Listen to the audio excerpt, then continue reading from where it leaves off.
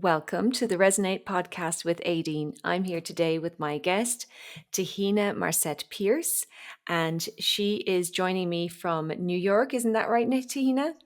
Yes, I'm so happy to be here. Thanks so much for having me. You're so welcome. I'm so glad that we met because when I found out about your mission and the way that you're working with people around creativity, I was very excited to share your story. Before we start, I'd like to just read out a little bit about Tahina so that you get to hear a little bit about her background. Tahina Marcette-Pierce is a creative wellness coach and strategist who specializes in social, emotional, and expressive arts. She is a self taught abstract artist, creative entrepreneur, and a creative catalyst of change for communities. Her superpowers are storytelling, building genuine connections, and creating unforgettable experiences. Tell us how you found confidence in your voice to express all of this to the world. Yes, so this started around when I was about 25 years old. And I was at a point in my life where I was being challenged by what was going on in my life. And I was just very unhappy. And so one day I decided to um, purchase some art supplies. I got a paintbrush and some canvases, and I took an opportunity to let those colors in the moment speak to me. So whatever kind of jumped out for me, and it was a color red, it was a color blue, and it was a color white. And I actually did an abstract painting for the first time. And for me, in that moment, I realized that you could be able to use art as a means of creative expression. And so from that point on, I actually had started to develop a few other abstract pieces. I had begun painting quite regularly, but it was all about the expression, right? It wasn't, and it was about the process. It wasn't specifically about creating a painting that would like get sold, right? But it was about me processing my emotions and being able to process those moments, those challenging moments that I was dealing with. And and so from that opportunity, um, I realized that there are so many ways that now I could start to reach and impact people, because I imagine how much people experience stress every day, they experience challenges every day, or how much they have to like persevere and be resilient, and what that would begin to look like if they were to be able to use their own creativity, their own art, in order to find their voice as well. And so that's how it all started, essentially. And a few years later, I did launch my initiative, which is Marcette Studios, and that's how it all began. That's amazing. So it really was your own experience, your own lack of creative expression at that moment because of whatever you were doing before you stepped into your role as an entrepreneur. Um, there must have felt like there was something missing, was there, before you found this as a medium? Absolutely. So I think I've been a creative my whole life, right? So I had the opportunity to dance and to sing, to write poetry. I've done playwriting, so all different forms, art forms. And so I think at that point in my life, I wasn't using that, right? I wasn't using my creative nature, my creative skills and talents, as that expression for myself. And so when I decided to pick up those brushes, it kind of reignited that for me. And it also gave me permission to not only process what I was dealing with, but to express myself in a way that I hadn't done before. And so you find courage. I found some courage in that as well, too. So that connected to my voice and connected to exactly who I was. So. Was needing or feeling like you maybe needed permission part of the reason why you took a conventional job originally before you started this more unusual kind of entrepreneurial journey? Yeah, I think that, you know, years ago, being or launching out like as a creative and as an artist, I don't think it was as much as a norm as it is now. And so, there was safety, right, in having this like stable like income. It didn't matter, right, that it wasn't really who I wanted to be, right? Or it wasn't really in the direction that I was looking to go.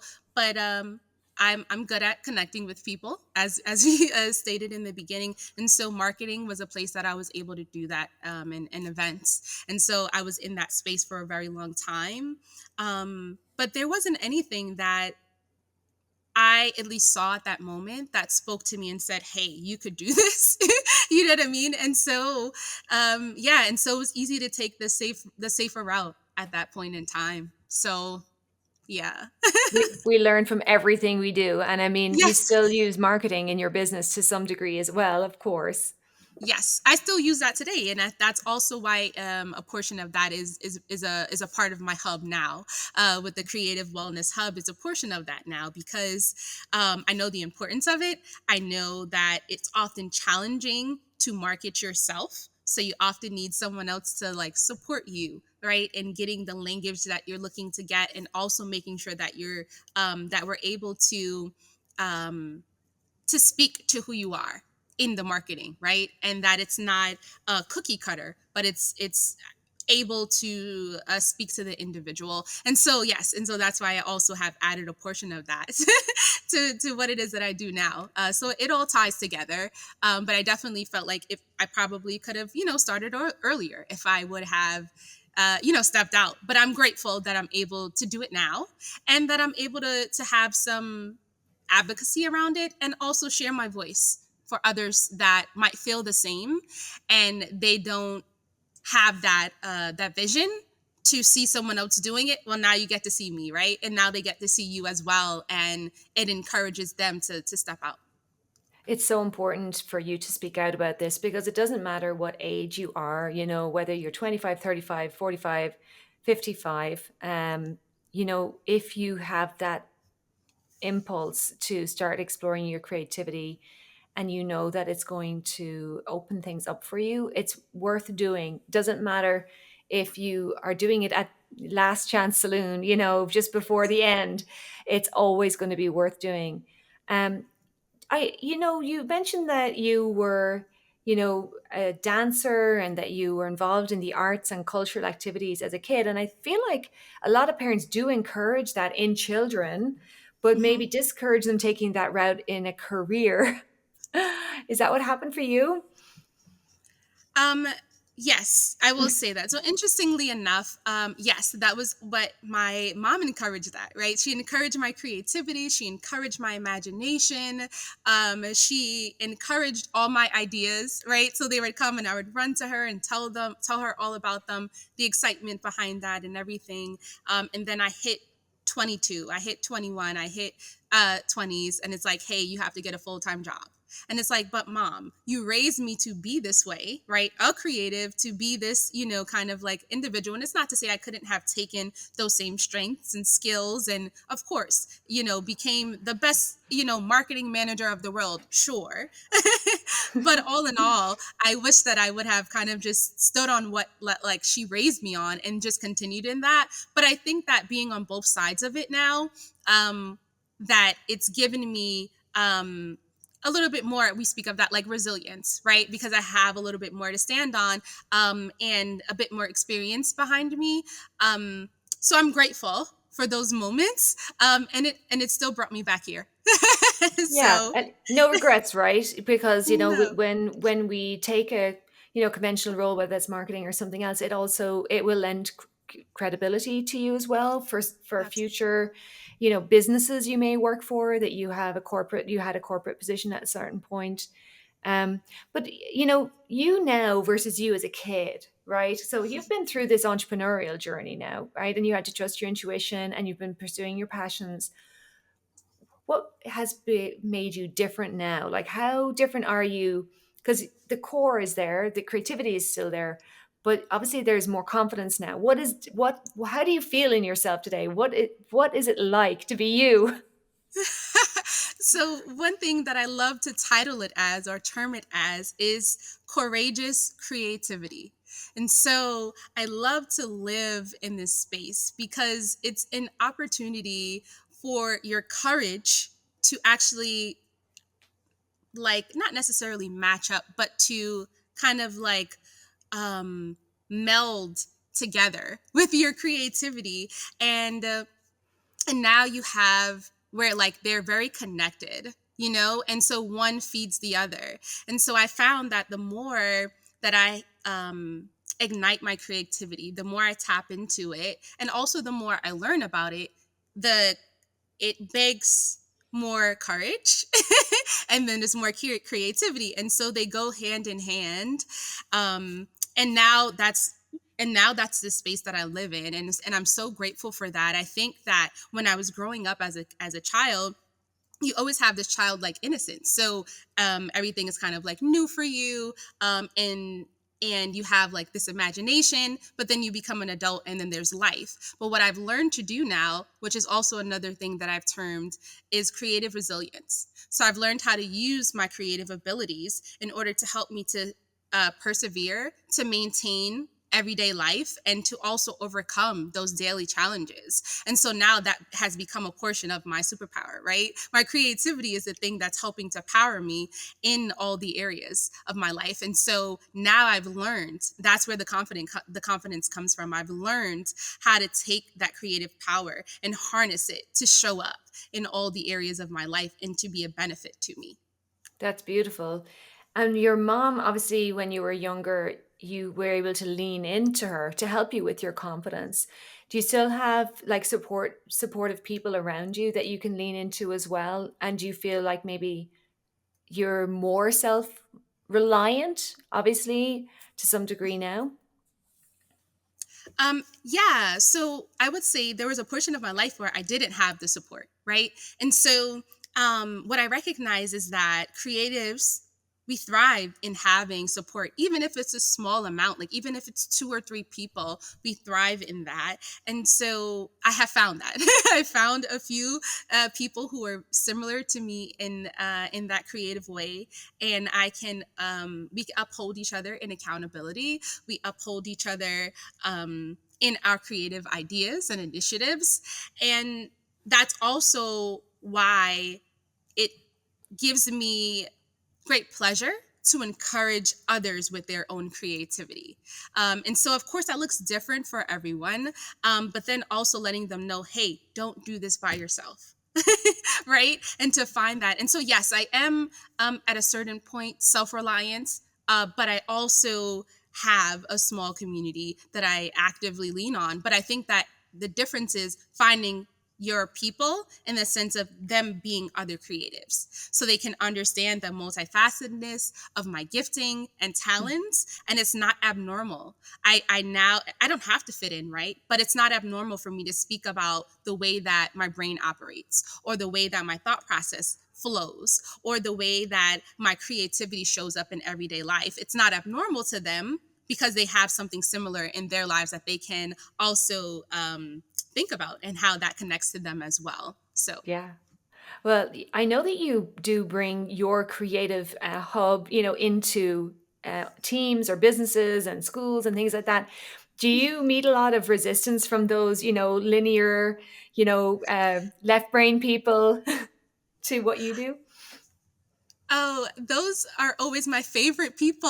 I and so I can laugh about it, but the reason why they're my favorite people is because most times they might come in resistant, but when they leave, they're the person who doesn't want to put the paintbrush down. They're the person who doesn't want to leave. When's the next one? Right. And so that's where it becomes. But I'm grateful because I think for us that are creative, we kind of know, even though we don't always afford ourselves the opportunity and time to tap into our gifts, we kind of know the healing virtue and the expression that we'll get from it. But for someone that doesn't know, it's a whole new world for them, and those are like essentially my favorite people. I'll sometimes give them one on one. I always give them reassurance. I help to make them feel comfortable, right, when they're because this is new for them. They don't know what that means. Like how do I express myself on this? Or they could be a type A where it has to be like structure and order. So I love to give options. I love to give them choices, right, of how this potentially could look for them. So it starts to make sense in their minds. But then it also, I give them a chance to free flow as well.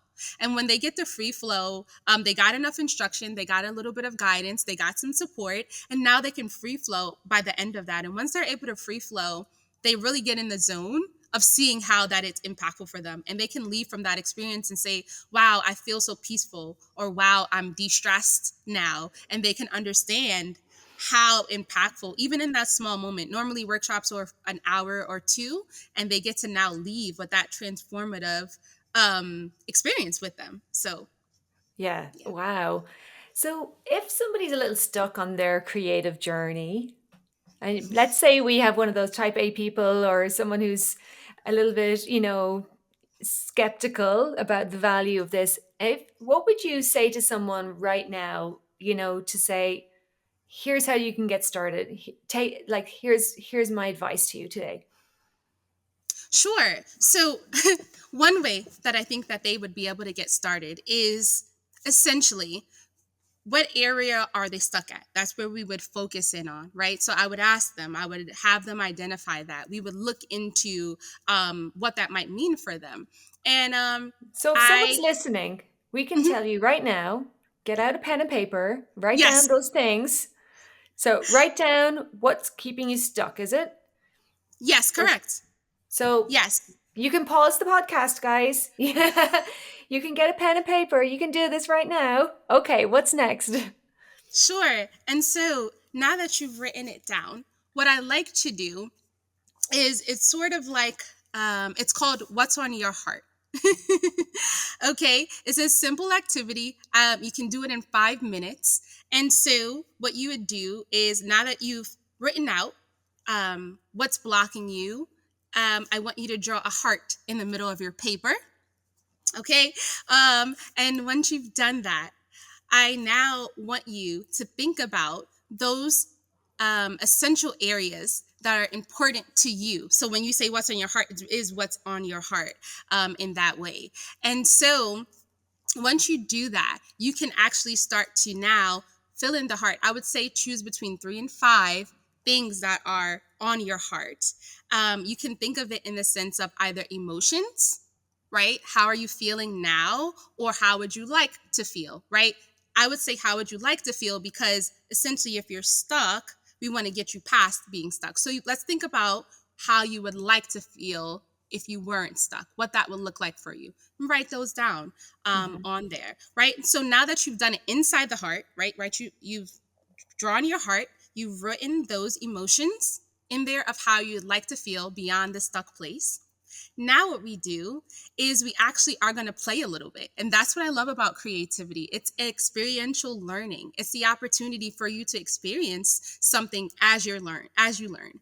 And so you can either have some markers, you can find something that you can use some colors with, crayons, you can paint as well, just something, even if you have a pen but more than one color, like a red pen, a blue pen, right, just something where you can get some color to it.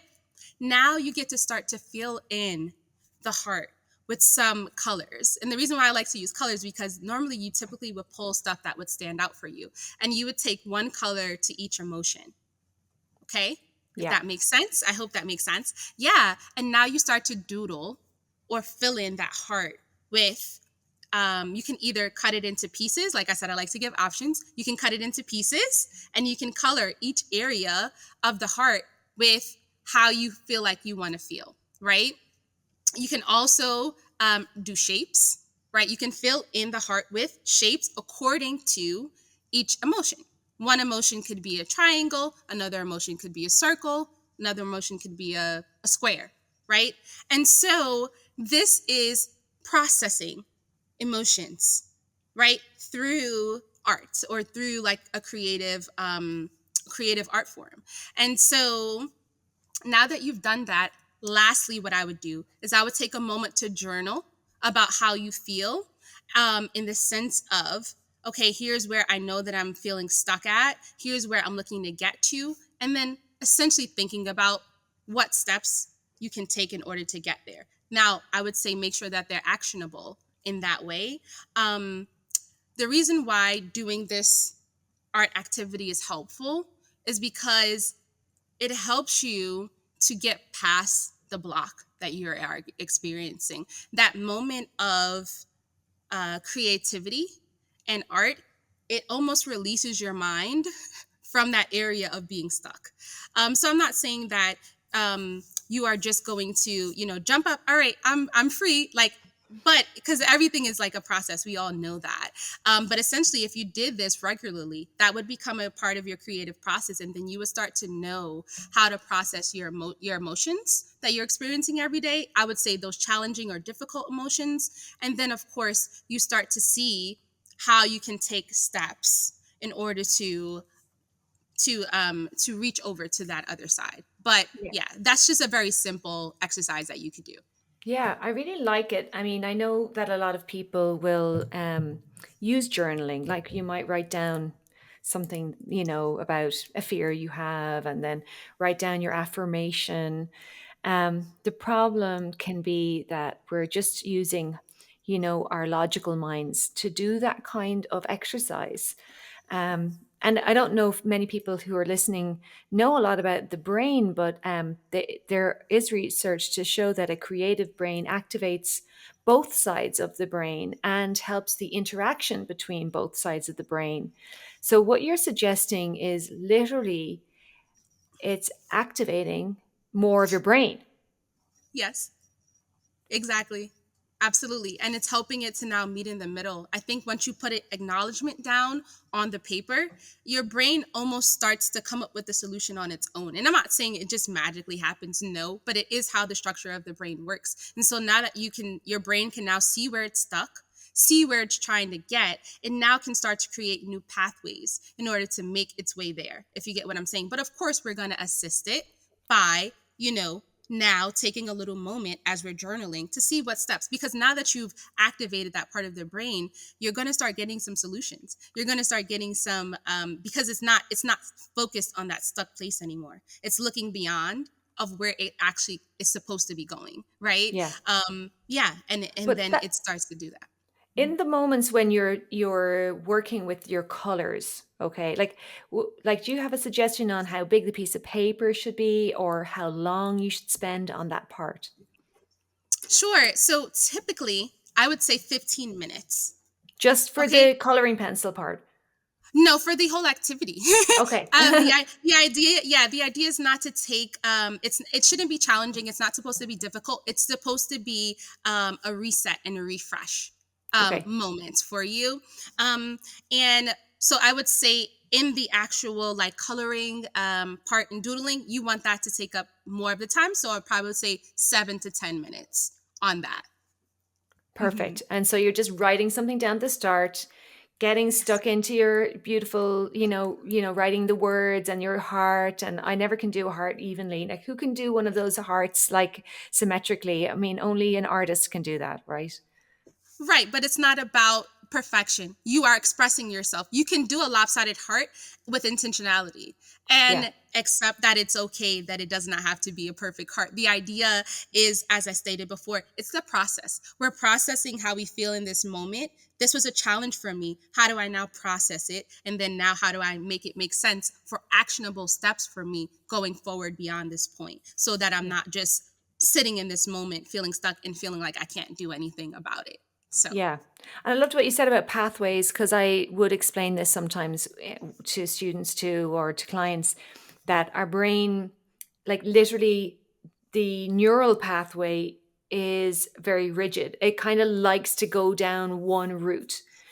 And I like to use the analogy of like a field, maybe with barley growing, and you can tell that pathway that everybody gets from one gap in the hedge. This is I'm thinking of Ireland now. There's a hedgerow, and you kind of can climb over that little hedgerow, and then the other gap is at the other side, and you can see where everybody's walked through, even if it's only a small bit of space in between, but you can tell that the ground's been walked on a number of times. But when we get stuck in our own heads and we only see that one path through, it's limiting our problem solving abilities. And but it can take a while to create a new neural pathway, right? So I know that this is going to open up someone's mind and open up their way of perceiving the block that they may have. How would they help themselves to create a new neural pathway? Because I know doing this once for 15 minutes isn't going to be life, like it's going to change that one situation, but it isn't going to change your whole life. Like, what kind of a routine or habit, how would you fit this into your daily habits maybe? Right. And so that's why I actually had created 15 minutes to wellness, but that's why I said stick with the 15 minutes. You want to start to develop a creative wellness practice, right? And so what that would look like is it could be 15 minutes. 15 minutes, I would say, is the minimum that you should do. But if you happen to have more space in your schedule, sure, feel free. But the idea is to now make it a habit. Right. Because I think that when we're looking at self care, we're looking at like taking care of ourselves. We often put that at the back burner. But this is something that now is priority. And so, because of that, we want to amplify that in our schedule and knowing that we're going to now start adding this on as a habit. Now, it doesn't have to be every day that you're going to be creating this what's on your heart check-in, right? But essentially you should do some type of creative check-in with yourself to see where you're at, because the thing is you don't want to wait for something to happen and then try to like figure out right what to do. It's much easier to have a maintenance practice, right? Or Hmm. something that you can maintain regularly, so you're checking in with yourself quite often, if not every day. And then that allows you the opportunity to know if something is coming up for you almost before it happens, or until you get to the point of breakdown or burnout, or you're overwhelmed. Let's not get to that point, right? Let's have something in structure and in place that is going to help us to thrive at our lives, right? And so that's why I would say 15 minutes. And so the way that you can essentially start to build that, and this is what I do, I would work with you to help you to build out what that practice would look like. But essentially, what you would do is you would find activities that you enjoy. And the reason why it says creative wellness is because it's not just based in artistic or art forms. It's creative. So essentially, you could dance, right? Even though that is an art form, but you could also work out. That's a part of the wellness practice. If you enjoy talking with people, connection with people, that's a part of your practice, right? And then you also want to look at other ways. There's like mindful art that you could do, right? um, and so there's so many ways that you can um, build out your wellness practice in a creative way that speaks to your creative wellness practice. And so you create that list, right? I would say, let's say for example, we had 5 things that we like to do. Well, I think And that people would have to sit down with you to do that part, because already I'm sure, going, I don't know if I can do that by myself. of course. And of course, then you'd offer the accountability and the support, because that's the thing that will keep someone working at it. I just was curious if you Exactly. ever have done this exercise with someone and afterwards they went, "Oh my goodness, I can see something that I could never see before. I've got a solution." Has that happened? Absolutely. Actually, the end of last year, I did a similar exercise, but it was with watercolors, and we were processing our emotions, and they couldn't actually identify what it was that was coming. They were like, "It's something I can't identify it." And then once they were done, they were able to exactly know what it was, and then now have steps that they could use to take them like outside of that area of being stuck. Yeah. No way. In 15 minutes. Activation. Yeah, it was activation. We were able to do, it was like a paint and create session together, and we like did co-working, which we love to do, and we love to co-create together. And so yeah, and so that's what we did. And I did the similar activity of what's on your heart. They didn't do a heart though, right? They ended up just using the whole sheet of paper. And I like to be a guide, so I never restrict you to say, "Oh, just do a heart," right? But the means of, she was able to do this whole beautiful watercolor piece, but it was enough in the prompting and guiding questions and so forth and so on, that she was able to process and come up with the solution. Yeah. That's like, it's like magic, you know. I mean, Some of us go through our whole lives with blocks that we never figure out how to handle. And if this is one way that we can do it, and we're not already using that muscle in our own minds of creativity, then like we got to start doing these things. I mean, like you said, don't wait until you've got a huge problem on your hands. Like start today, and start with the small blocks that we have going on, and we'll be more resilient, as you say, creative resilience. Yeah, exactly. um, so I'd love you to tell us a little bit maybe about how people can work with you, how they can find you, and find any resources that you might recommend for our listeners. Yes, absolutely. So, one of my signatures are creative coping tools. And so, I actually put together a creative coping tool. It's called 15 Minutes to Wellness. And it actually is the starter for you to start to build your creative wellness practice for yourself in only 15 minutes a day. And Yay! so, yeah, I made it just for you, just for you. Yes. That's going to be fantastic. Oh, I need to get that. Whatever. So, how do we get this thing that you've got for us? Yeah, so basically, the way that you can do that is we'll have the link available for you, and basically, it's a nice download. Perfect.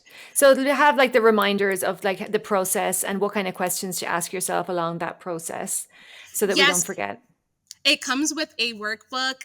So like it's a creative coping toolkit. It comes with a check-in for yourself. It comes with journal prompts and journal art activities, as well as a whole workbook that all those are encompassed with that you would be able to use to help you stay on track. Yeah. Wow, that sounds amazing. We're going to be emailing you with gratitude from doing these activities. Um, Wonderful. Well, we're getting towards the end of our time today. Is there anything else that you'd like to say to the listeners before we sign off? So I just want to say that you need to embrace your own story, right? And recognize the power of your own creativity and how that is going to help to give confidence to your own voice, and really just tap into that and live in that space, and find community as well. Do not do this alone. That was another thing that I'll add in. Absolutely. Yeah, it's so important because, in essence, we're all creating our lives, we're co creating our lives. Our circumstances are one thing, but how we relate to them has a huge impact on what happens next. And anything that helps us to relate to our world with more mindfulness, and use resources like you've suggested with creativity, those things can genuinely change how we relate to the world for the better. And I love the Yes. work you're doing, Tahina. It's absolutely phenomenal. And I'm glad that you were able to step out of, the more, conventional job and step into your creativity. And it's you're very inspiring, and I'm grateful that you took the time today to talk to the listeners on the Resonate podcast. Yes, thanks again so much for having me. And I hope that whoever is listening will also take it upon themselves to be creatively courageous. Thank you so much, Tahina. Take care, and see you soon on the Resonate podcast. Bye bye.